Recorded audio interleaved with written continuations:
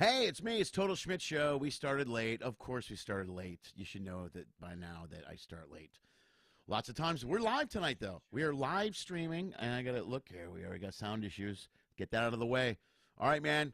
Total Schmidt Show. We're live with Mike Lukas tonight, Tuesday night, 6 p.m. We're streaming live. Let's do this. Hey, welcome to the Total Schmidt Show. Whether you're watching on the Lenny Schmidt Comedy Network on YouTube or you're listening on podcast, we have a new intro, new theme song. Let's do this. Hey, tune in every week as I travel the world and I talk to entertainers from all over the world. A lot of writers, a lot of comics, a lot of dancers, a lot of singers, a lot of comics, a lot of producers, a lot of tech people, a lot of comics, a lot of pianists,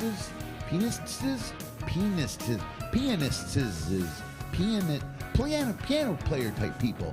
You know what I'm talking about. Musicians and lots of comics. Every once in a while, we'll throw in a comedy sketch, something like that, some music, some travel stuff. We'll even do a live remote from one or two of the ports that happen to be hanging out at.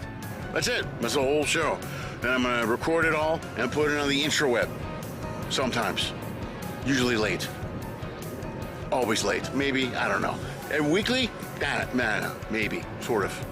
Either way, sit back, grab a beer, light a joint, and enjoy this week's episode of Hey, welcome to my show. I'm here. I'm live streaming. It's just like the old days. Live streaming for a whole, let's see how many people are watching. 0 people are watching. That's great. That's exactly the type of numbers I was hoping to pull this evening. Thanks for being here. Thanks for being on the show. This is Total Schmidt Show. Every Tuesday at 6 on YouTube, we stream, or the show streams, and we talk to entertainers who have performed live for rooms full of people that we don't know who they are. That's what I do. I entertain a room full of people I don't know who they are, and I talk to other entertainers that have done the same. Do me a favor. First of all, hit the thumbs up on the video. There's a little button below you if you're watching on the YouTube. Hit that now before you find out you don't like the show, and that way I get the number anyway, so I don't care. And then you can also subscribe to the channel. You can support me just by liking the video, subscribing to the channel. It costs you nothing. You get updates on when I got new shows coming up. Those numbers help me immensely. Also, you watch throughout the show, you'll see a ticker above me and maybe below me. They'll give you information on our social media, as well as ways that you can support the show with some greens, some cabbage, some cash. We do everything in here. We do the Cash App, we do the Venmo, we got a Patreon, we got all kinds of stuff here at Total Schmidt Show. And I don't want to waste any time. I want to get right to it. We got a lot of stuff here. Also, we didn't prepare well. We were just literally uploading links. That's why we were late 3 minutes. So that's all my fault. I blame myself. But let's get right to my guest. I've worked with this guy numerous times. He's a very good friend of mine from Chicago. We did some cool shows back in Chicago years ago called the Riff at the Q Club. Those were the days. He did Second City in Chicago. I worked with him on the ship a couple of times. We've done a bunch of stuff together for years. One of the funniest, most creative guys I know, who ironically lives in Dallas, and I'll be in Dallas this week, but he's not there. So I got to see him this way. Give it up for the one and only Mike Lukas. There he is. Look, Mike Lukas. Hi, Mike. Lenny, I brought you a gift. Oh man, that's I practice this. This just kind of goes opposite. There it is. It's gonna spice the room up so well. I thought I'd just bring in a little bit of flour for you. I'm in my mom and dad's guest room, so you have to excuse my. Oh yeah, you're there though. You're the guest. I'm the guest I'm in Cleveland, helping out with some family stuff. So cool. I'm in the guest room here, and my mom and dad are downstairs watching British murder mysteries. So, well, first they're watching Fox News, and then they'll watch the British murder mysteries.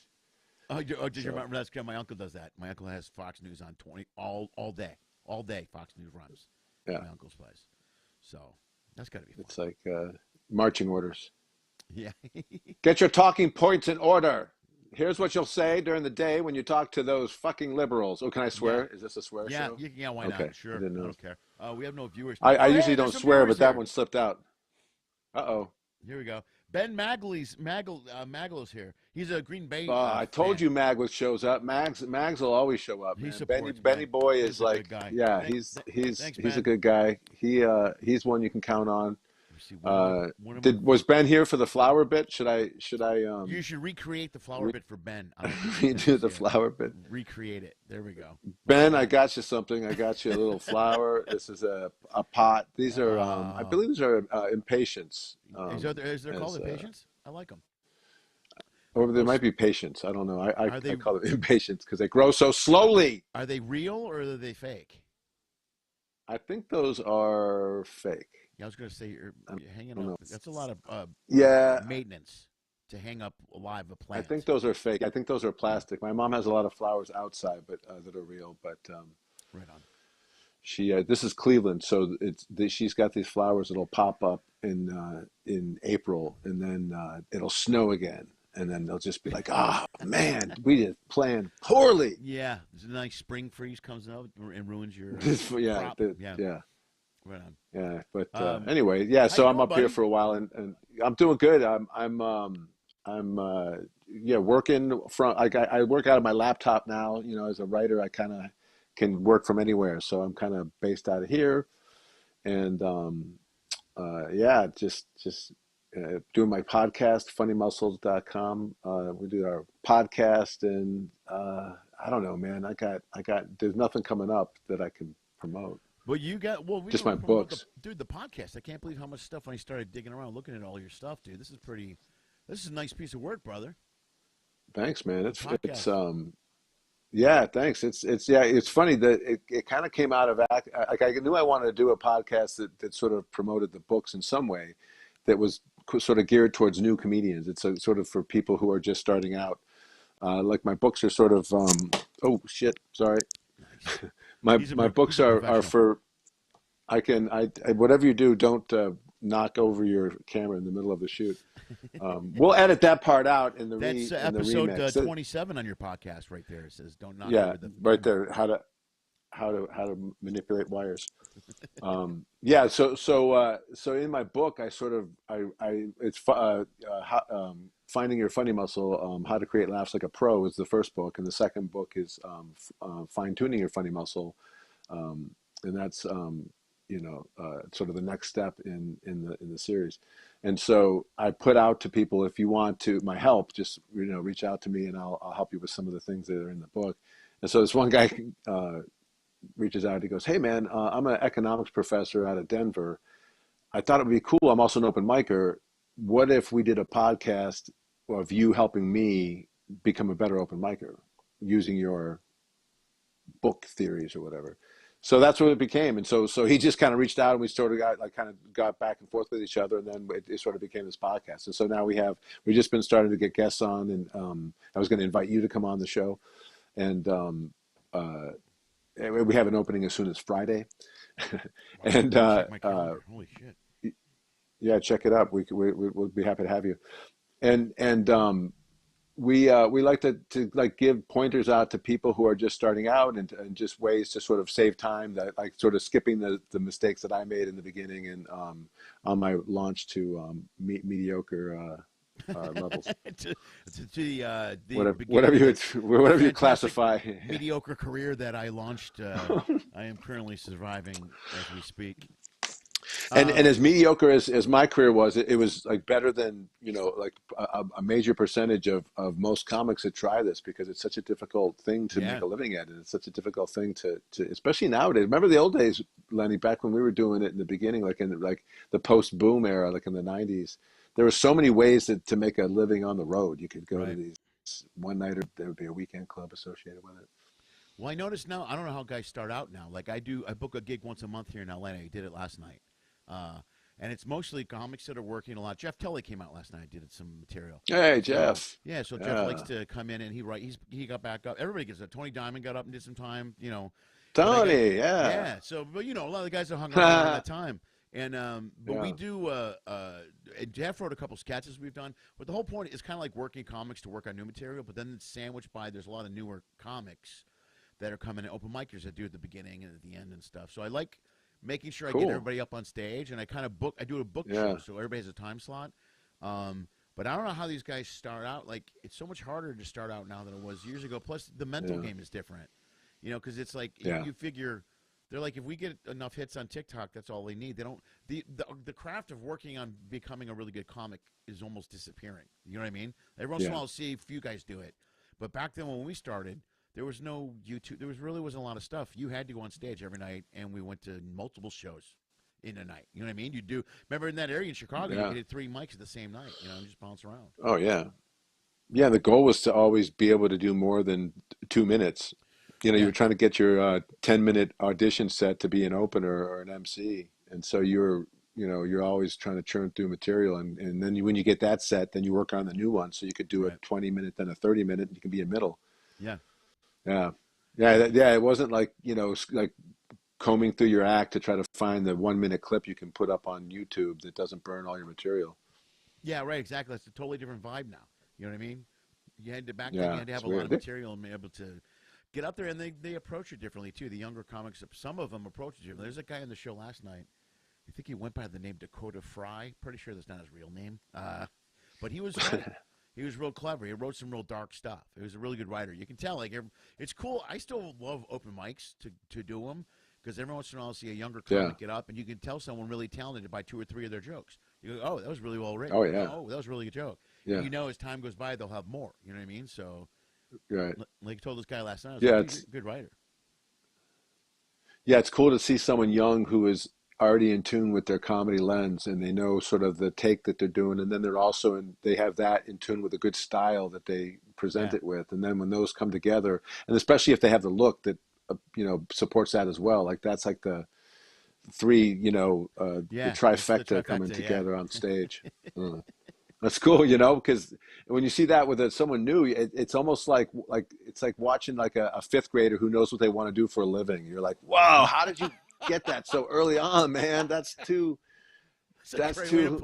cool. Right? It's like, I'm jealous. Yeah. Wow. And then they're just as surprised kind of when they nail it. They're like, yeah, that works. I love this. Yeah. Turns out my kid's going to be an astronaut. So a cowboy. He's going to be a cowboy. So he nailed it. He's only 11. No, my son's already programming. He's already uploading games onto the internet to sell. Oh, is it really? He's a computer programmer. Yeah, he's 11 and he's already doing up on Steam, the site that he developed his games. Oh, I know what Steam is. I've heard. Yeah, it's crazy. Yeah. So it's how these kids are starting to kind of get into the idea of creating and selling. I think the next generation is going to have to find a whole new way to make a living, because it's just different now.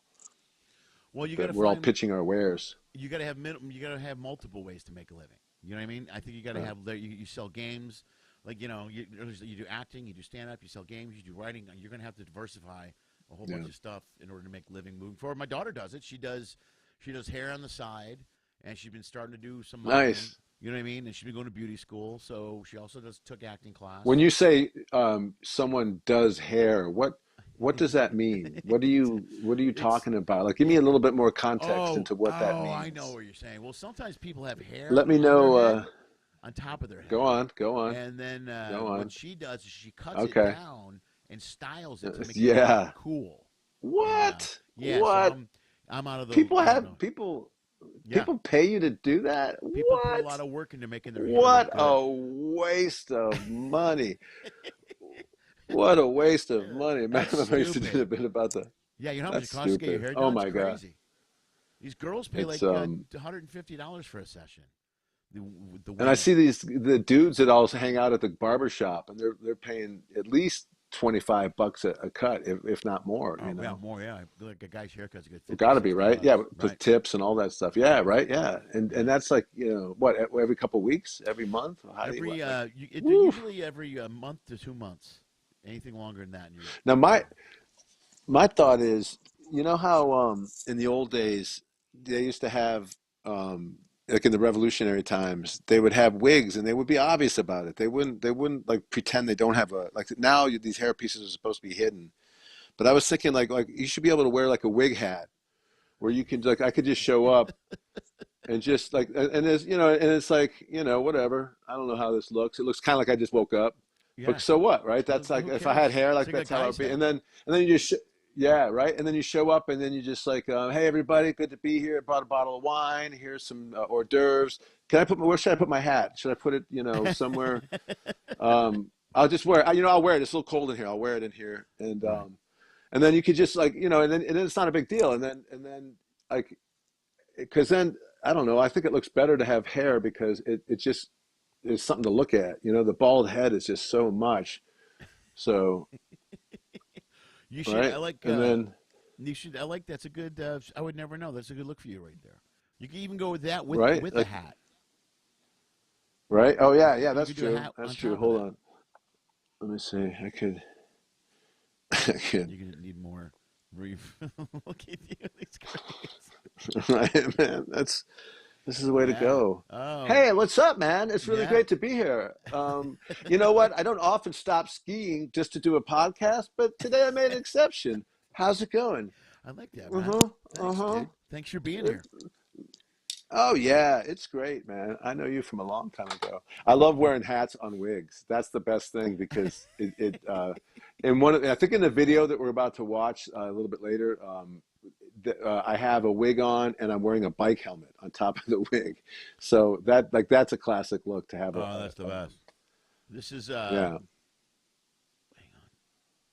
Which one do you want to watch first? Yeah. First of all, let's talk about the website and you got a bunch of content on here. And how many books exactly total have you written up to this point? I have 3 books right now. I have Finding Your Funny Muscle, Fine Tuning Your Funny Muscle, and coming out soon will be Flexing Your Funny Muscle. There's 3 books in the series.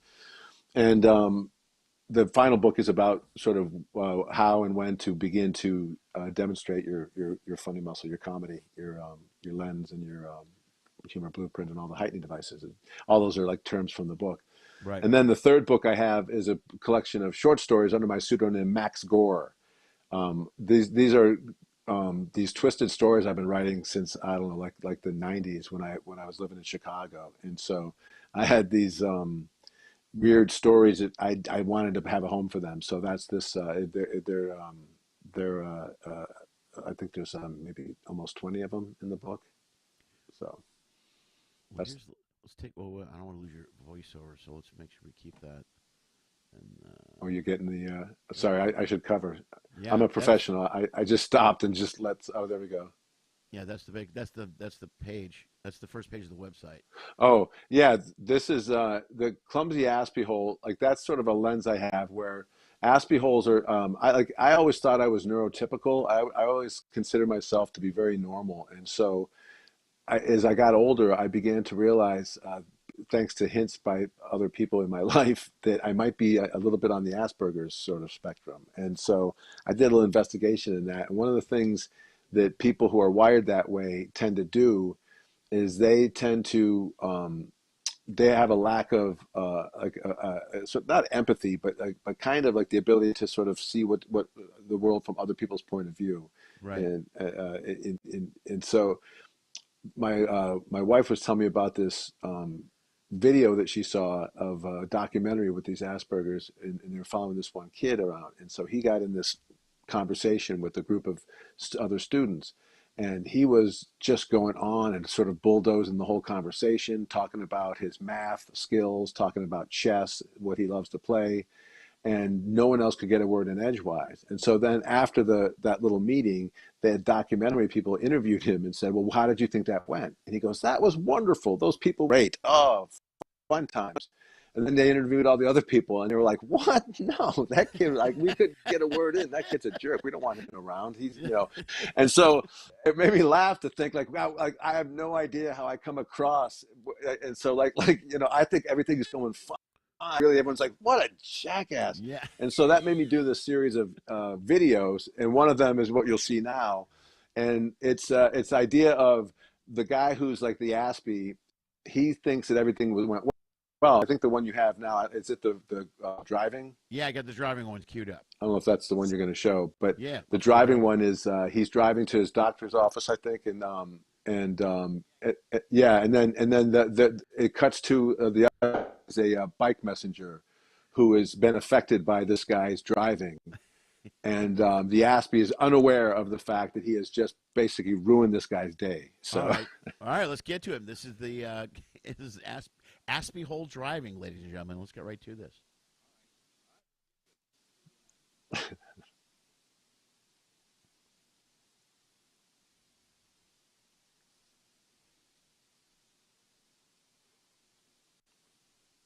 Is there sound with this, or am I screwing it up? yeah, there should be sound. Yeah. Oh, well then let's do. You know what? Let's do. Here we go. But I've been driving.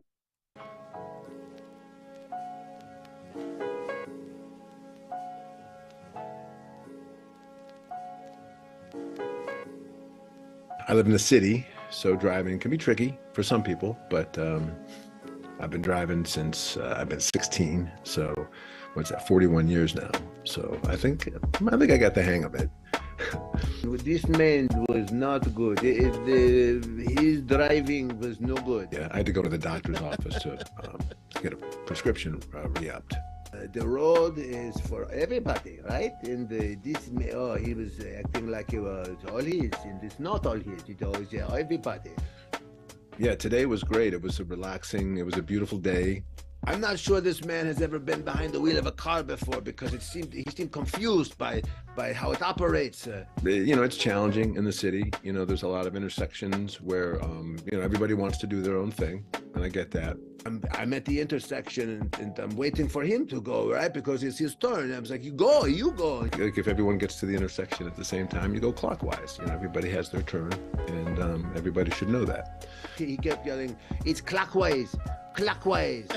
And the point was, his light was green and mine was not. And so it was his turn to go, but he just kept saying clockwise. Patience is important when you're driving in the city. It's not going to go as fast as you want, and that's okay. He would ride on people's asses, and they would brake check him, and he would get angry at them, and they were like, well, give me some space, you know, because he doesn't care. Maybe bring a book on tape, or maybe listen to the radio, but you know, always hands-free. Keep your hands off your devices, that's the rule. He was staring at his phone for the map. He kept talking to his phone saying, find my doctor. I guess that was his GPS app he was talking to. I don't know, but he's swerving in and out of traffic. There are bicyclers outside on the road. They can be challenging because you know, bikers are, you know, they're in their path and you're in yours, and you're trying not to, you know, mix over. I knock on his window. I say, hey, I'm out here, watch for me. And he looked at me like I was a surprise to him. I was like, I'm in the bike lane. What are you doing? Obviously, you don't want to hit anybody or hurt anybody. And he's like, hey, where's your car? He kept saying, where's your car? If you don't have a car, I don't see you. The goal is for all of us to get there safely, and that's how I drive. That was the closest I've ever come to being killed. I'll be honest with you. I've been on my job on the streets for 25 years delivering messages, and that was the first time I came close to being killed. Some people aren't as adamant about the rules as I am. Some people not so good at driving. This man is not so good. It was a good drive. It was relaxing. And you know, it's so nice to be able to get inside your vehicle and just relax. This man was going 5 miles below the speed limit. He was going too slow, and people kept beeping at him, and he kept saying, beep at yourself, beep at yourself. It's like a little escape vault, and I use that to really just get back in line with myself, and I feel like I did that today. He kept saying, Speedy Gonzales, I'm not the Speedy Gonzales. I'm not the Speedy Gonzales. Well, no one is asking you to be Speedy Gonzales. We're asking you to do the speed limit Gonzales. That's all. Good drive. Good drive.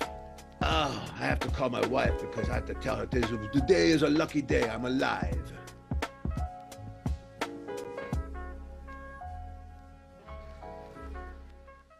Dude, I love it. Nice. It's like two different. They were in two different. They were telling two different stories. Yeah, and all the different ones. No, I'm good. No, it was good. Yeah, and then, there's two other ones that we don't have to watch them now, but one of them is he goes to the grocery store, and the clerks is there talking what it was like to have this guy in the grocery store, sort of micromanaging everything. And then the other one is he calls up the pharmacy to get a prescription refilled, but he doesn't have. He needs to go to the doctor first, and he's upset. So, like, and then it's the farm on the phone, and and so they're he's all different skipping a step. characters. So You're trying to explain anyway, to him. No, you need a prescription. No, I know. I need the penicillin. No, you need. yeah. So it's always about he. Yeah, yeah. He thinks it's going great. It's just like the other guy's like, oh my God, this guy was impossible. So I realize that's sort of the way I am in a lot of ways comically. I don't realize the the ridiculous nature of like I interject and correct. I always interrupt people and tell them the right way to do something or. That's but then you make a joke out of it. You know what I mean? Once it's finding the things that we do that are weird and then making them funny is kind of what we do, and that's the best way to find humor within yourself. You know what I mean? I think it's really cool. I like yeah. Have you seen on the internet now? They have this Australian guy does eyeballs and stuff on on your bottle of water. He'll put eyeballs on it. And it'll talk and it'll be like, "Oh no, drink me, mate."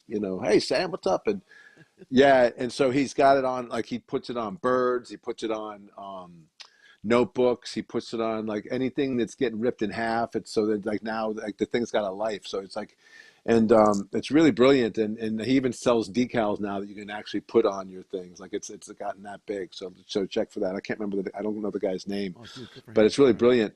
And yeah, right. But sort of that's always what my comedy was is sort of to bring to life things in your world that you wouldn't typically voice to, and then sort of have them have an opinion that's maybe not that flattering about you. Your bottle of water is calls you out for having bad breath. Whoa, my man, breath. Yeah.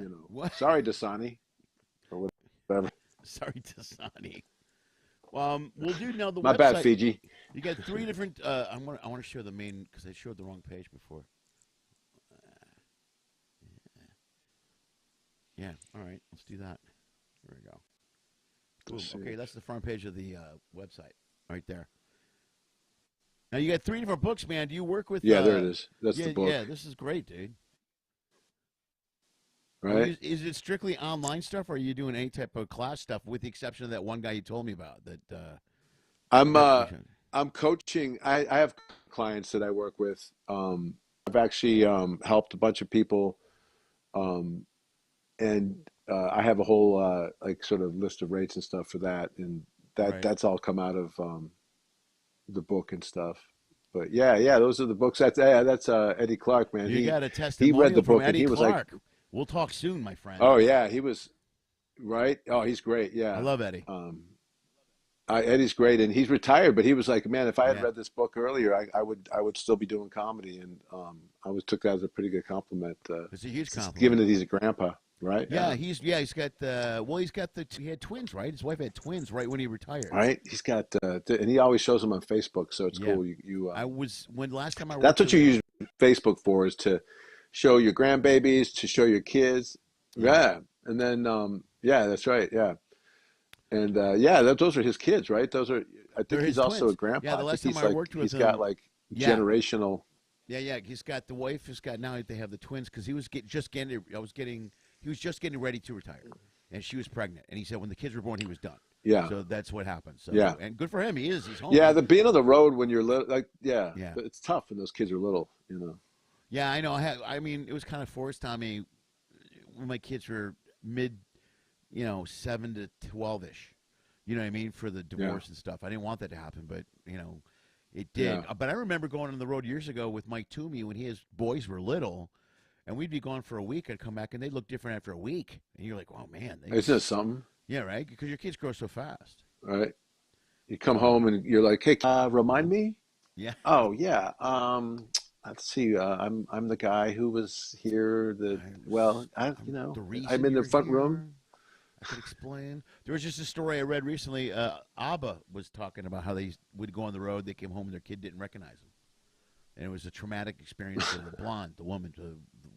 She was telling. Recently, they've been in the news. I don't know why. It's my algorithm. My algorithm is following ABBA for some reason. Do you have ABBA in your algorithm? That's great. Yeah, Wow, it's not by choice. that's pretty cool. It's usually because I say something like, There was "I can't something in the stand air, ABBA." my friend. Yeah. There was something in the air, my friend. Yeah. So now I just get loaded. All That kinds of your algorithm's name is Fernando. yeah, Fernando. Yeah, I'm getting all these ads for jumpsuits that I don't want to wear. You know what I mean? What's rhinestone jumpsuits? It doesn't seem like it's really my. It's crazy how like these phones. And the day I was talking to my parents about their chairlift, and then I got ads in my feed about chairlifts. So Yeah. I was like, "You mother!" Like you're dude, even if you're not on the phone, eavesdropping. And Siri's like, before- "What? I don't listen unless you talk to me first." I'm like, "Siri, you're listening," and she's like, "Once I listened a little bit, but that was only because I thought you said my name, but you said Sirius, and then I just kept listening. So that was my bad, but." Otherwise, I never listen, Michael. She calls me Michael. She doesn't know how to pronounce my name. Extra syllable. Yeah, I don't know where it comes from. Yeah, it's very French. Because it's right? AEL. Michael? It's MICHAEL, and I think it confuses the algorithm. Yeah, Michael. She's phonetically saying your name. That's the problem with Siri. She's phonetically. That's right. It's you know, she calls my daughter Gwendolyn. Gwendolyn. Hello, your daughter Gwendolyn. I get Leonard all the time. Leonard. Oh, Leonard. So Yeah. I'll get Leonard. Yeah, and Leonardo like DiCaprio sort of makes it like that the LEO to say the Leah instead of yeah, but yours is what, Leonard? Like, so you have to, like, we have to assume that the LEO just a le. Yeah. That's well, that's ridiculous. Well, I get. Yeah, that's a Lenny, ridiculous name. It's Lenny for sure. Thank you. It's a Lenny for my dad. Lenny, I get. So. Yeah. Yeah, but they don't. Yeah, well, you know what, Pat? I don't know if he's still with us, but if he is, you tell him I said that. You tell him that it's his name is bullshit, and to name his son after that. I will. He's funny. been gone a while, but I just all of a sudden it's like ding dong. This is Pa Clark. My dad. My dad comes to your Schmidt, house. Pa Schmidt. Is there a Mike Lucas Right? in here with a wig on? This is Papa Schmidt.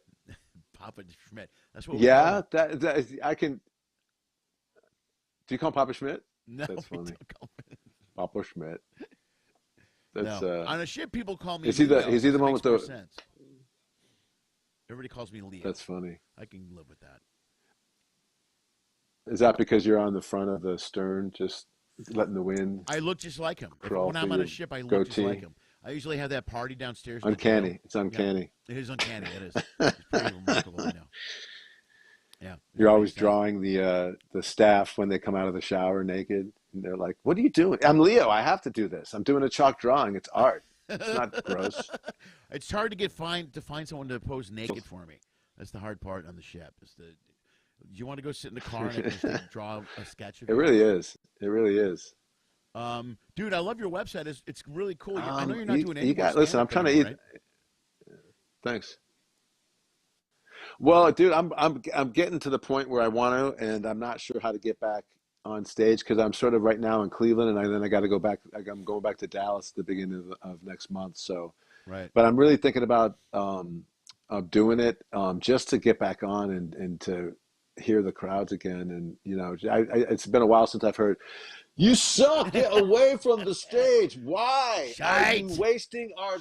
Shite. I just shite. Touch your dick. You've got to be something. kidding me. I could do that. Yeah, I miss, you know, the cries, the support that people used to give me. Oh yeah. When I No, get surrounded by I people you know on their what's own funny? phone, they're always on their phone. So you look to see if people's faces lit up by their phone. You're like, Oh yeah, everyone's just great. like this. Yeah, exactly. You Yeah. can tell it's no one's paying attention to you. Yeah, you're actually annoying them. You're like, shh. Oh shit, sorry. Shh. Everybody goes back to stand up. See, every time I try to. Everybody goes back to stand up. Yeah, well, you never really stop doing stand up. You just like I took some time off because I wanted my kids to. My kids are like 11 and 14 now, so Yeah. they're at the point now where they're like, you know, hey man, it wouldn't be bad for you to be out of the house once in a while, Dad. Yeah. It wouldn't be bad for you to leave, and then we would miss you, and then you could come back, say in a week or two, and then we'd be like, oh wow, yeah. Are they actively trying to find you work? Are they sending out clips to different agents and stuff? They're actually they've got my what they call it my package, and they're they're busy. I'm trying to get my phone there set up. My kids no, they're so busy doing their own thing, man. My daughter just got accepted into, it's kind of like remember in the movie Fame, that high Yeah. school, the performance art school, where they're Yeah. like Yeah. playing songs in the cafeteria with their silverware. uh, I want to live forever, Yeah. stop Yeah. throwing the spinach, Is it a? it's a rhythm. Is it a high school? And yeah, so she had to audition for this high school. It's called Booker T. Washington High School. It's a performance art school in Dallas. Okay. It's right downtown. It looks like a community college. It's crazy. Right. And she had to do monologues. She had to do interviews. She had to do design work. That's what she wants to go into, is theatrical design for costuming and for the sets. She's an artist, and so that's what she's busy. She's about to go into that world, and then my son is doing his computer stuff. So they're both kind of like, and my son's got friends on all the continents. He's got friends in Asia. He's got friends in Europe, and it's just Yeah. like a couple of American friends. He's just like, I try to call home and just like, hey, buddy, you got time for a call? I'm on with my friend from the Philippines. He's going to bed soon, even though it's only noon here. Yeah. Like, oh, gotcha. Okay. You're right. Well, Well, if squeeze me you in know, next week. he's going to be the one that makes the first million in our family. He's going to be the kid who sells a program or a game, and I'm going to be having to go to him for money. It's just like, hey, Ian, Yeah. can I get $100? Dad, what is this? Yeah. I keep giving you this money. It's for the electricity. Are you using electric blankets or something? What's going on? What do you? What, Dad? What, I can't. What do I look like? I'm made of money, Dad? What's wrong with you? Yeah, dude, you're a millionaire. Well, you know what? It doesn't come easy. I'm a Maybe millionaire for someday a you'll. reason. You don't just give away money. That's how you stay a millionaire, Exactly. Dad. I just want to buy ice cream for the family. Well, you should have thought of that when You you know what? spent your allowance. Maybe you should. Maybe everybody wants, Dad. Everybody wants. Do you need ice cream I for need. the family? Well, I need more than $5 a week, son. Yeah, Yeah, by then, but I mean that's cool though. Like, isn't that like the sign of you're a good parent, is when your kids sort of outdo you and yes. rub it No, in your my face? kids, they do it all. Yeah, my oldest is like that. I do a bit about Anna runs the house. I'm afraid of her, and I do whatever she says. I do anything she says, I do. When the holidays come, I go, "What are we Right. doing for Christmas? What are we doing?" And I'll tell you what we're doing, yeah, Father. but she's got it all planned out. She's very type A. And then her sister Lily, Wow. it's like when Lily, like they used to take turns planning the holiday, and Anna's got it down to the minute. And then we'll bake pies, and then we'll do wreaths, and then we'll do this, and Lily. And the biggest difference between the two is Anna, for some reason, wants to open gifts at night after dinner, and Lily wants to open her gifts in the morning when she gets out of bed. And it's a fight. To this Oh day. no. They're in their 20s. They fight about this all the time. I go, why don't you just open them in the morning? What's the big deal? But Anna's very rigid about what she wants to do. So I just go, fuck, Wow. whatever you want to do. Whatever you, I'm like the most passive guy in the world. Because Right. they're good kids, too. It's not like they're doing anything wrong. So I just defer Yeah, to but that's one. classic, man. I want to open up in the morning. You want to open them up at night. How Right. do they fix that? Do they compromise? They usually would let Lily open one or two in the morning, and then she'll open more later in the night. She's getting better as she gets older, obviously. But even That's rough, just man. last year at 19. Yeah, when you're a kid, Yeah. Last that's year was rough, man. was the first. Well, she's 20. Come on, she's, you know what I mean. No, She's- well, yeah, but when you're a little kid, it's for yeah. no, it's Yeah, brutal when you're it's 20. you're Or when she even when she was 18. especially if you have a job. You're like, anything you bought me, I could have bought myself. I right. could. Yeah.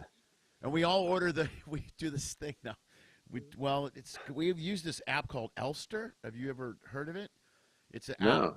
It's how you do a Christmas list. And you can go, so that way, if I just open it up and go, oh, here's all the stuff Anna wants for Christmas. She doesn't give me a generic list Oh, anymore. But the negative with that's that is when nice. you order it, they know that you got it. So everybody else on the list knows, you know what I mean? So everybody doesn't buy the same gift. So I'm kind of like, I go, that doesn't seem cool anymore. It's not a surprise anymore. Yeah. No. Like I got her this Right. really nice, I got her an espresso was her big gift for Christmas last year. She wanted one forever. And it was a huge box. So she knew exactly what it was. So Wow. she got up in the morning. She's like, I know what that is. Like, okay, well, this is not fun. Why are we wrapping shit now? Why are we wrapping stuff? And why are you saying it in that voice? You should be happy. I know what that is. like angry You at me. big box giving Jesus son of Christ. a bitch. I had to You're so fucking, predictable, Dad. I had to wrap it 5s. It was something It horrible. was #1 on my list. Duh. See? Yeah, and I'm the asshole. I'm the asshole. So, who knows? That's You funny. should. What do I you think think about? I'm afraid, like, my daughter's a teenager, so I'm just afraid she's gonna be like, where not, no matter what I do, it's just gonna be like suck. Right. You get a lot. How old is she? Your son's 11. Is your She daughter's? she's 14, so she'll be 15 in September. Those So are the rough years, man. she's Where yeah. they're good She's because cool though. She's they're still on your side. But every once in a while, when you know what it is, you know what? oof. It's not that they get annoyed with me. They actually save me more than anything. They'll go, Dad, don't wear that. I'll go, oh, okay. You know what I mean? It's not like they get mad. It's not like, Good. it's not like I go somewhere and they're embarrassed by me. They stop me before. That's what they do. They stop me before I Right. embarrass them. They go, Dad, stop. Change that shirt. That's cool. Yeah, it's very helpful. How old were they when they started doing that for you? Because my kids don't do that yet. They Oh, let me go out there full fool. they were 10, 11, 12, man, around that age. They were Uh, pretty open. your kids early must on. like you. They do. Maybe my I'm kids still don't lucky. like me as much as I don't know. yeah. I'm lucky. I don't I've know why. no, I'm kidding. Yeah, my daughter's into rock and roll now. She's getting into like Metallica. She's getting into her favorite band is Ghost. Oh, right on. So I guess they have a movie coming out next month, and so she's all excited about that. She's wearing sort of like some goth stuff. She went to her 8th grade dance wearing kind of goth looking, you know, outfit, and had black makeup on, and black dress. Oh, right So on. that's it's funny how right where your kids they can just figure out a way to make you go like, okay, well, how much do I love this kid? What am I going to say, and what am I not going to say? Yeah. Because whatever I say, they're going to do more of it Right. if I put Yeah. up any kind of a fight about No, something. you But if I got to don't put up a almost. fight against something, then that's Yeah. like sort of implied permission. So You it's got to like, shrug it off a little bit. so I just shut up. I just said, you look Yeah. great. Angela. The That's only all you time ever have to say to a woman. You look we great. let You look beautiful. that's right. I let Lily play with makeup when she was young, so a lot of people gave me crap about that. But because of that, she's really good with makeup now, and that's part of what she does. She goes to beauty school, and she's really into that stuff. The only Oh, conversation, well, that paid off. yeah, the only time when Anna moved to Chicago and then she came back, she used to go to Catholic school here, and we used to spend a lot of time at the school, at functions and stuff. And she wanted to go. We're going to go to a function that we used to go to every year, and she had been gone for a year, so she could see her old friends. But in that year, Anna grew up a little bit. You know what I mean? In that year, she grew up. You know what I mean? And she put on a shirt. It happens. We're going to the jogathon, and she put on a shirt, and it was the only time in her. You're not wearing that shirt. And she's like, "Why?" I go, "We're going to a Catholic school, and you're not wearing that shirt at the jogathon." And we fought, and she argued, but she put a different shirt on, and she went. And dude, she's. You remember when there were girls that would go away for the summer and they'd come back, and you're like, suddenly they're getting a lot of attention. Nobody knows why. And all the girls, it was just a weird time. But that was the only Confusing, time yeah. we butt heads over that. But it was a trip. Well, and it's confusing because as a guy, you were the guy who was, I mean, not that we try to be predators, but we were guys who were searching for a woman, and for good-looking women, and you're hunting them down at bars when you're in college, or if you're in late high school, or like whatever, like just out of school and you're in your 20s. So that's what you and I know, that we've been there. And so we're like, I know what they're looking and thinking about. So I don't want to tell you how I know or why I know. That's not the important thing. I don't need to talk about other people's daughters that I did that. The point, the point, you're my shirt off and put on this baggy sweatshirt that I used to wear in college that's still too big for me, let alone you. Nah, you knew wear it. Lily just walked out of here a little while ago with a little skirt on, a little short skirt. She goes, "What do you think?" I'm like, I go, "You look good." She goes, "You sure?" I go, "The shirt's a little, or the skirt is a little short." And she goes, "Whatever." She's like, "Dad, you can't even talk." Yeah, right. She said, "You can't even say it, Dad. I'm leaving." And she skipped out the door. Yeah. You're like, Dylan. But you're right, though. Once you tell them something, when you say something, they'll just do it more. So you gotta, of course, you gotta walk a tightrope. Yeah, you gotta be, you gotta pick your battles, man, because otherwise they'll pick up on that, and they'll like, oh yeah, he doesn't like the black mascara. Well, watch this. Guess what? I'll show you. I'm going to Costco. I'm going out. Is everything okay? What? What's wrong? She looks like a raccoon. Like, sweetie? Right, you're right. You look hungry, like you might be dipping in the garbage can. Doing the Yeah, the little fingers. A lot of times I used to let Vesna handle the girl stuff because that was another head butter. You know what I mean? Like all the girl stuff. I would tell, and Vesna and I were always on the same page about that stuff. I'm like, you got to talk to Lily about this. And she was like, you're right, no problem. Yeah, and the girls want that. Like when you're a teenage girl, like if you have a decent relationship with your mom, like that's the person to talk to. Right, 100%. And you're same with the boy. Boy comes to the dad. You know, the Right. boy tends to want to hear about his balls from his dad as opposed to his the girls mom, are like, which is because like I always told my girls, I go, I'll talk about anything you want me to talk about. yeah. But for the most part, But I can't. They go to their mom. I can't bring up teenage breasts without looking a little weird. So you're going to have to start that conversation. You'll start the conversation. I'm happy to have it. I've had it with my friends, but with you, it's different. Yeah. Dad, this is getting super creepy. I know. You're right. Call your mom. Call your mom. Call your mom. Call your mom.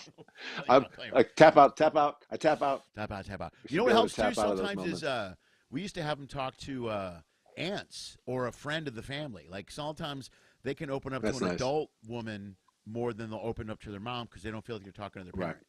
And then that's true. That's a good point. So we did that. We had Catherine, my brother Scott's girlfriend, a couple other people, and they were like, "Do you mind if we talk to your?" She asked me a question. What do you want me to say? I go, just be honest with her. Tell her the truth, man. I would love that she has an older. And then tell me right after. Yeah, call me as soon as you're done. I want it recorded. Record it. And then send it to me so I can proof watch it or whatever. And then I'll edit my voice in there, giving wisdom. And then I'll play it on my website like I'm important. Like people can look up to me. I'm kind of just looking for clicks. I call them parental clicks. The parental clicks are clicks. Doesn't matter if they're parental or if they come from a raccoon. Doesn't matter. I'm just trying to monetize. Leave me out. Leave me alone. Trying to make a living here. It's a new day, damn it. Off my kids. I can't zip over to fucking Lyle and do 2 shows on a Friday and make $100. Oh man, yeah, it's funny. Yeah, we just did a podcast about getting booked, and the thought of like trying to fill up your calendar is really tough, and especially in the beginning. Remember, like when you're it doesn't really matter. Like that's the funny thing about show business is. And someone told me this in the very beginning. They said, listen, it's one thing to get booked at something, but it's another thing to keep getting booked and to keep in the business. Right. Right. And so that like when you're new in the business, you don't realize that. And when you're a little bit more experienced, you go, oh, wow, I just have to keep filling this calendar up. I just have to always have work coming up. Right. And it's just, as a freelancer, you just have to always be on top of that, and it's not easy, especially when there's the supply is greater than the demand. There's a lot of comics out there now. There's a ton of people out there. You know what I mean?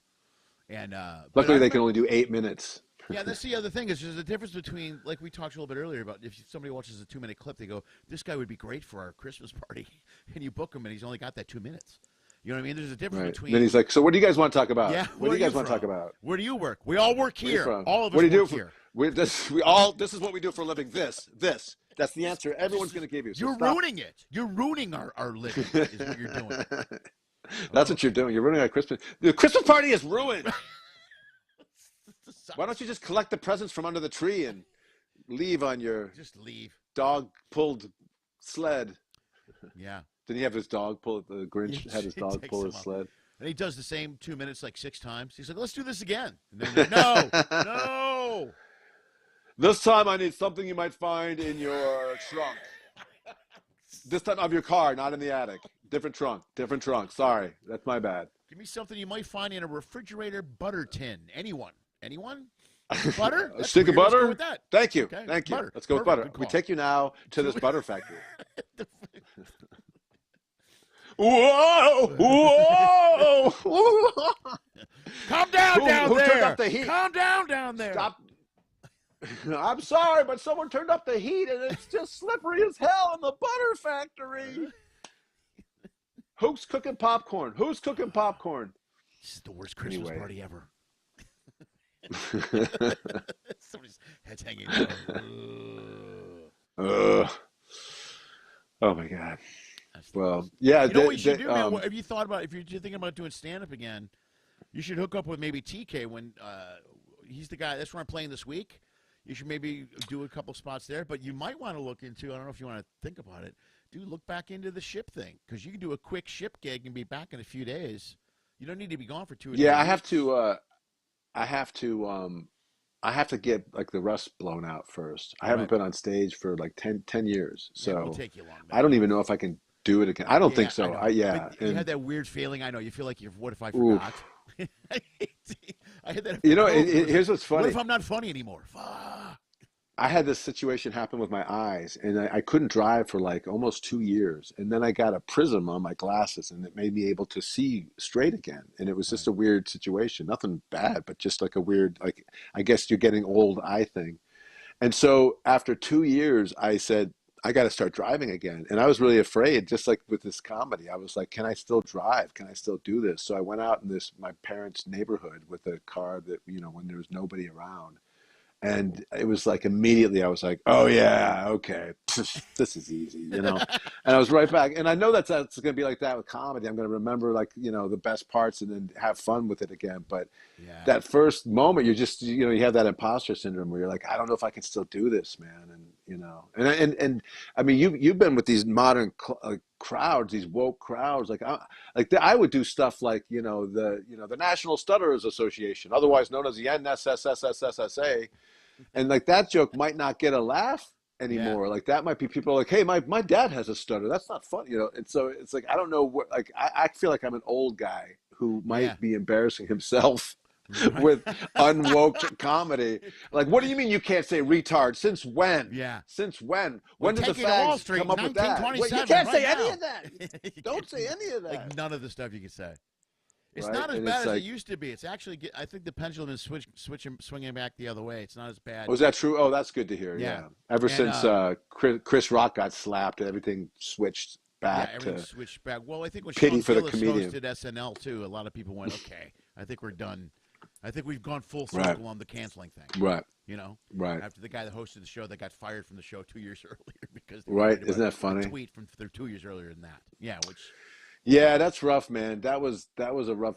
Like, is it better to be asked and not do it, or Well, than it was to for never him, be dude. asked Look at at the all? career he's built since it. Right. His last two specials were really strong. He just had a show picked up by Netflix, so Yeah. I mean, he's Yeah. got Well, yeah. good Shane stuff Gillis going on. he's not. Yeah, I like him. I like he's a very particular kind of comic. He's a personality comic, And he's funny, dude. And his sketch stuff is yeah. funny. Do you watch his sketch stuff? Yeah. ever with Yeah. Tony? Yeah. He's actually really good in those. Yeah, I thought he did a good job. Dude, And I've seen a lot of good ones. There's the one he does where him and the coach they're not going to have any black players on their team, and that's their high school play, their high school coach. It's really funny, and they get the shit kicked out of them, and they go, "Well, we'll just have black players on defense," and then suddenly scores are 3-0, and there's a press conference, and they're just sitting there. It's really funny. Yeah. Man. It's edgy stuff in the right way. And I think I like. Yeah. I like Yeah. stuff. So. Yeah, he's yeah. I mean, he's a lot of shock value stuff too, but his that he does this thing about the Trump, being like a debater who's like a madman who came out of nowhere. Like, the other politicians are saying, yeah, I'm from Georgia, I'm from for education. Oh, we're from Alabama, we're for religion. And and Trump's like, you guys are fags, you're gay and you're gay. Yeah. And you're ugly, and then everyone's like, you can do that? You can say that? We didn't even know you could do that. And so he does a whole bit about changing the game kind of in the middle of with the rules. Funny. So that accurate. was pretty funny. Yeah. I mean, and he has a personality that sells that kind of stuff. I'm like a goofball. So anytime I start to do political stuff or anything, and I have natural sort of grumpy face or angry face, or I've noticed as I get older, RBF? yeah, a little bit, like kind of like resting grumpy face. It's just kind of like what's wrong? Nothing. It's all good, Yeah. And then you can and flip on a dime pretty quick. and when I smile, it looks so fake. It looks so like I have to remember that. Like when I go into a room, that is how I'm. Oh, right. You can be aware of that. Yeah. Yeah, I used to have my that. mom's got this thing where she's just like, your mom, what do you think of my outfit? And she's just kind of looking at it, and it looks good. It looks good. Yeah, tell your face. Tell your face. It looks like I'm It's doing fine. something wrong. Yeah, it looks like you're taking a shit with a lemon or something. Is that, does people do that? I don't know. Shit with lemon. You know, where you shove a lemon up there to help you, pass it through, and then it's real Oh sour. So you're no, like, you're going way back isn't now. that the face? That is the face. I don't know. That's the shitting lemon face. I believe so.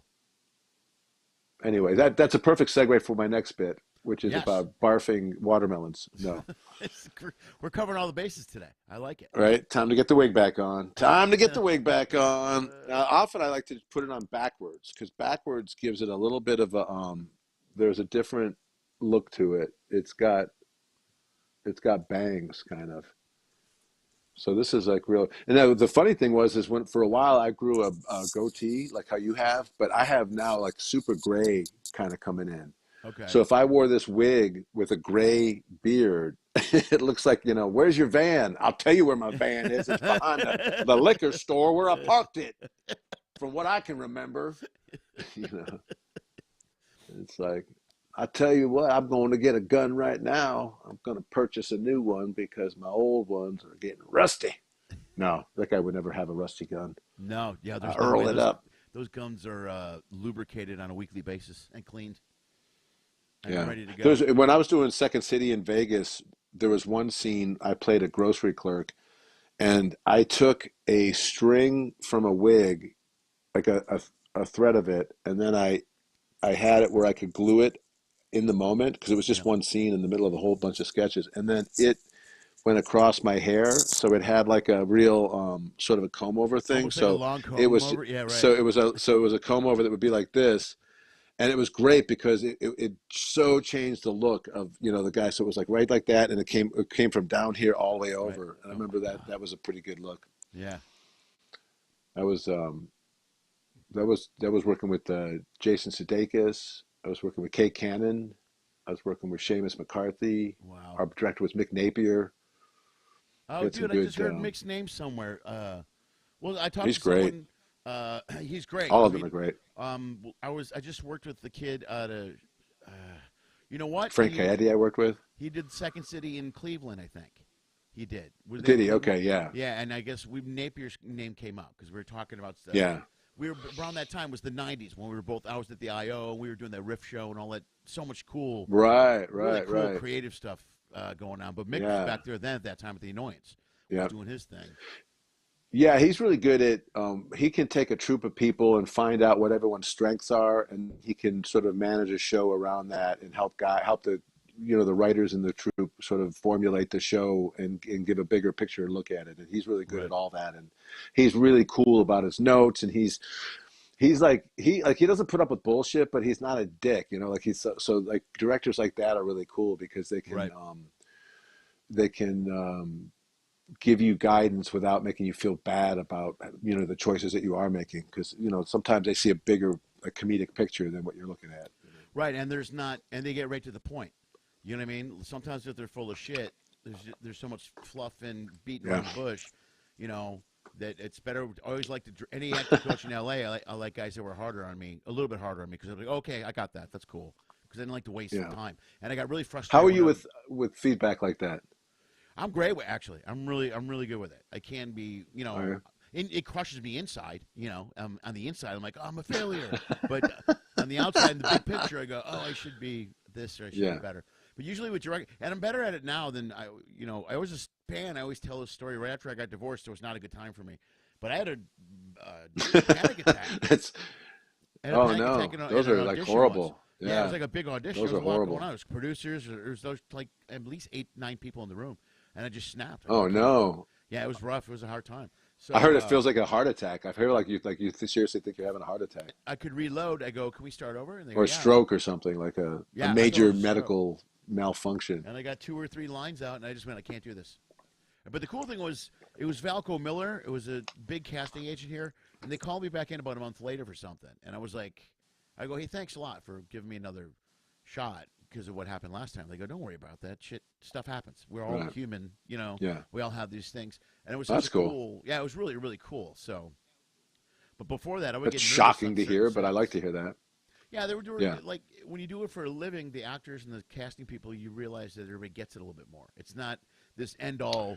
I got to book it and get it right thing. It's a lot of well, let's Yeah. work together and contribute and put something up that Right. works for everyone. Here's what I Right. can do. Right. So And I think by the time you get to that place, you're confident enough in your own skills that you realize that you deserve to be there and that you can yeah, contribute. So yeah. Now but it's that's just a tough to matter get to of there. you're offering something different than someone else does. You know what I mean? Now it's not Yeah. when they go, no, you don't get it. Yeah. You'll go with okay, well they just went another direction. I would never thought it wasn't because I wasn't good enough. You know, because that was never the case. You're always, you know, for the most part, they're going, oh, we're going to go with this guy because of this. You're like, okay. And then one of the rules to remember is if the casting people keep calling you in, then you're doing something right. They're not going to call you in if you're not good. Right. You know, they don't want to waste their time. Right. You know, because they have a No, job to do. exactly. Yeah. Right. Right, exactly. And they make money off of you making money. So if you're Right. not making money and they don't think you can make money, they're not going to send you in. Yeah. Right. 100%. Those And they, those are brutal. Did you do any commercial auditions? oh, God, yeah. I did lots of commercials. I did a ton. Done. Right before I got divorced, I was doing a lot of Yeah. TV commercials. I would think that you'd be good at those. Yeah. Yeah. I did a ton of. Okay. I don't Yeah, know. because your face, you're like an everyman guy. You're like one of Yeah. those everyman guys. Like you're a beer commercial guy. You're Yeah, I was a everybody's dad eating food uncle, kind of brother, guy. buddy. Yeah, I'm always that guy. You know what I Right. mean? Which is perfect. That's right where I wanted You're to be. the guy at the right. You're at the laundromat guy. Yeah, I'm always the guy. Look, what? You know that guy who's. Those are mine. Yeah, just Right.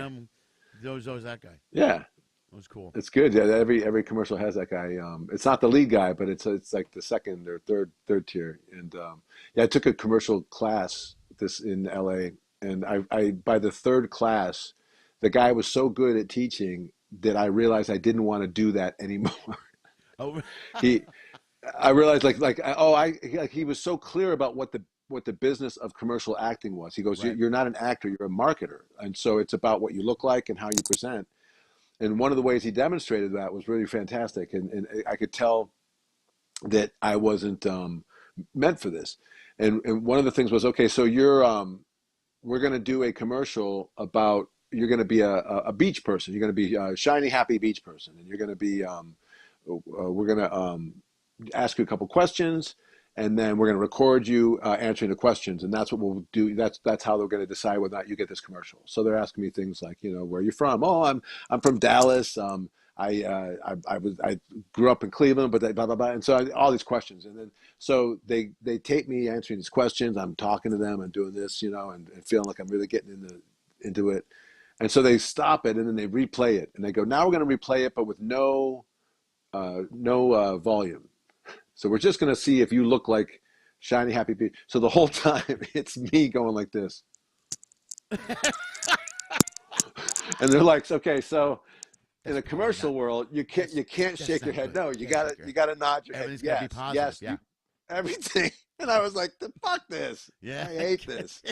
And I quit the next day, and I was That's like, great. and I didn't ask for my money back. I was like, you earned it, man. I realized very quickly that this is not the kind of performance I want to do. This is like, and it's great paying. And if you get in it with a good crew or a good director or a good, you know, advertising group, you can do some really good work. You know what I mean? Some funny stuff, you know, but Yeah. I was like, it's Improv tough. guys always do really well. No. You're doing the opposite of what you're supposed to do. I'm going to the board because I have viewers, so I got to say hello to Ben. Ben's still here. Ben wanted to know what years were you at Second City exactly? I was in the 90s. Right. I got there. I started the training program. I think in 94, 90 maybe Yeah. 95. And then I did that for a year, and then I simultaneously did Improv Olympic, their training program with Del Close was still alive, and Right. Sharna Halpern was still teaching. Right. So that was that was back when it was Improv Olympic and before it became IO. Right. And so I was doing both of those programs almost simultaneously. I think I did Right. Improv Olympic first, and then I made the Second City thing. And then I got hired to do the touring company at Second City in 96, I think. Maybe it was 97. I can't remember. And then I was in Greenco with Craig Kukowski. I was with John Farley. Oh, right. Okay. And then who else was in my group? Maria Cowell was there. who else? Oh, Shuli was in that Right. one. Okay. Yeah. So whatever. But and then I did that for a year, and then we toured like we did international. We went to Europe, and we went all over the U.S. and in a van. It was great. Well, not to Europe in a van, but for the most part, we toured in a van and with the Wait, you musical didn't make the director. big And trip over the bridge? we're just like, you got to want this. You got to want this. I'm like, man, I could make so much more money doing a one-nighter as a Yeah. comedian. Yeah.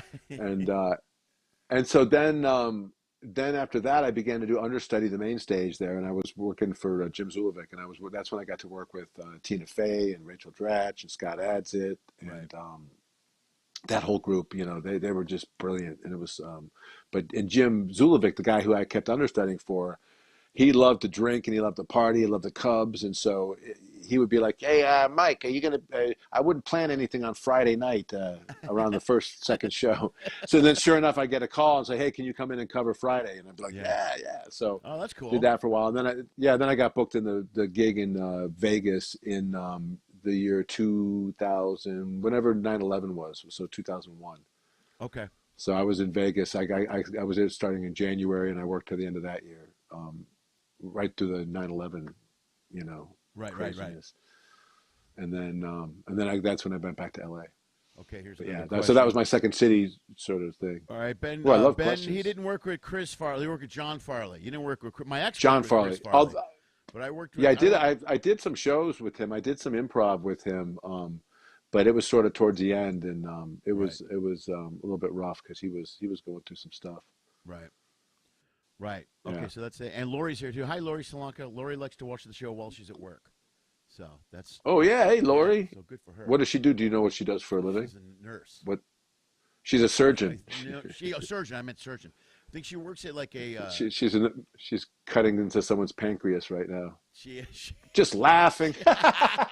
Whoa, blood flying that everywhere. scalpel is sharp. Ooh, sorry, Mr. Oh, Johnson. Lori. He's sleeping. He won't know.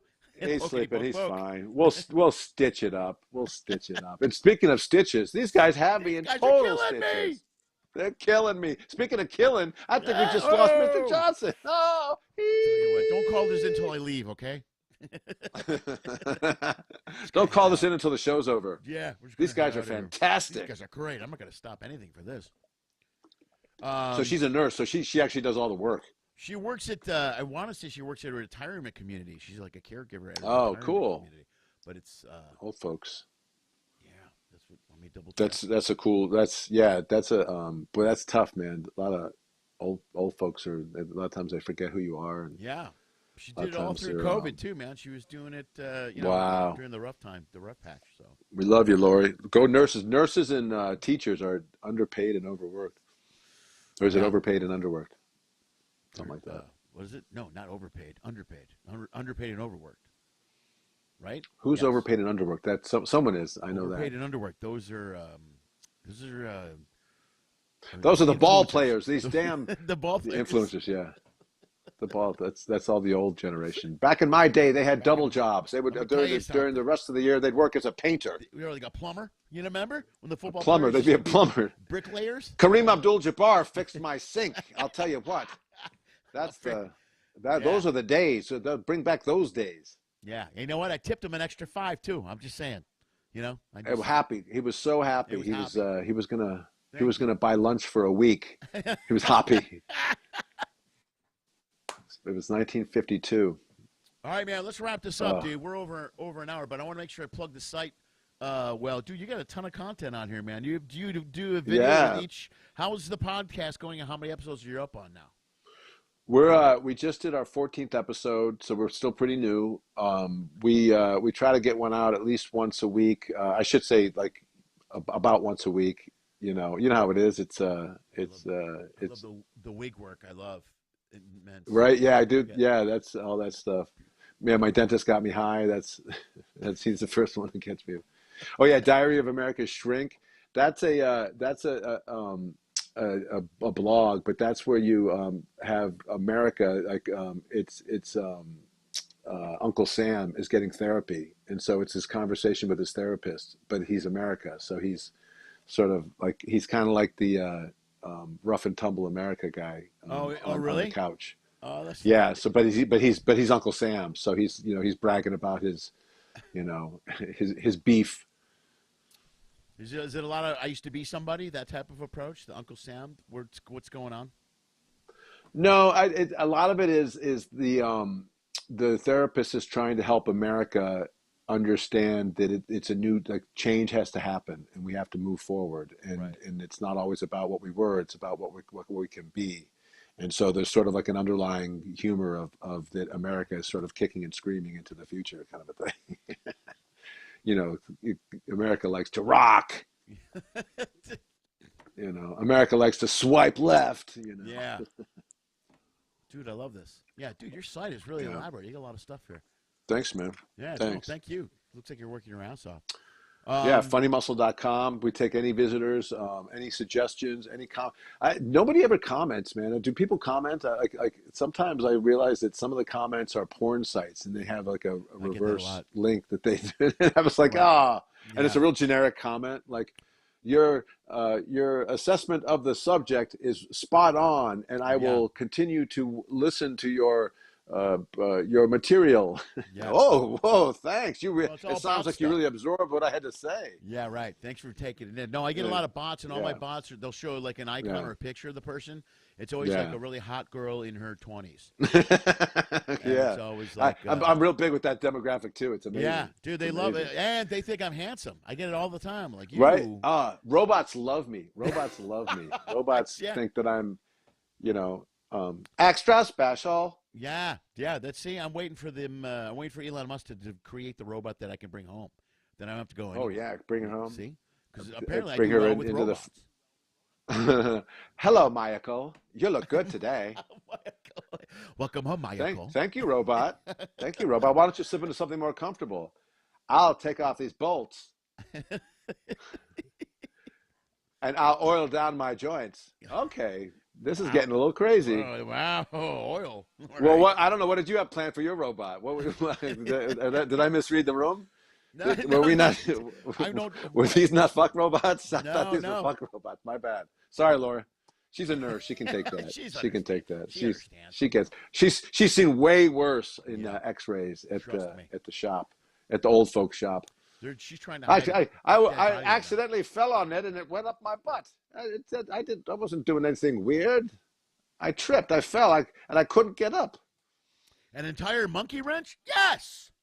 Yes. I was in the garage and it just happened. I was changing the oil. I don't know what happened. I was under the car.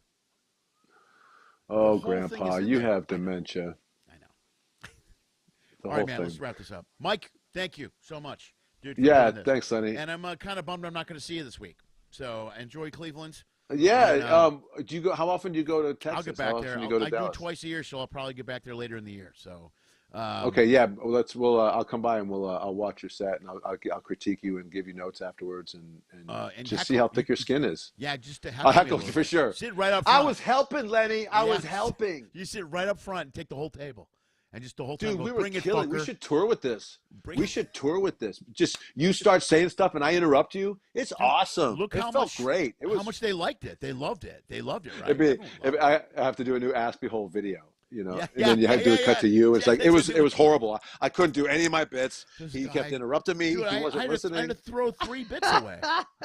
He stepped on 3 closers. Yeah, I think Lenny and I are going to tour. I just think we have a real chemistry. It was just really fun. It was just a blast, and the audience loved it. He wouldn't shut up. He wouldn't shut up.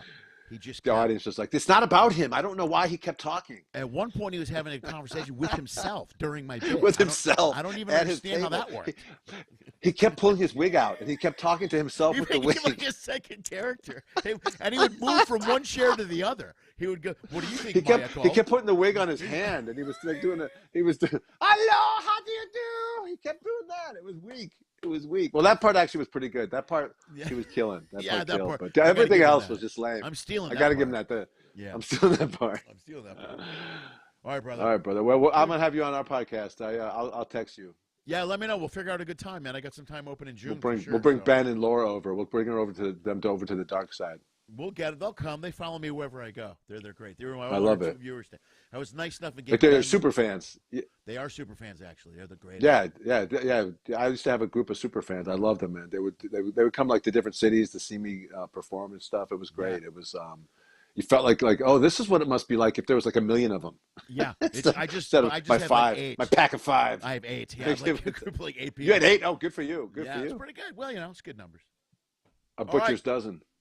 All right, man. Out the door. All right, brother. Lucas, thank you, brother. You got it, man. Talk to you soon. All right. Bye. What do I do? Just you got to shut it off. Just touch the button. Just the red button. What?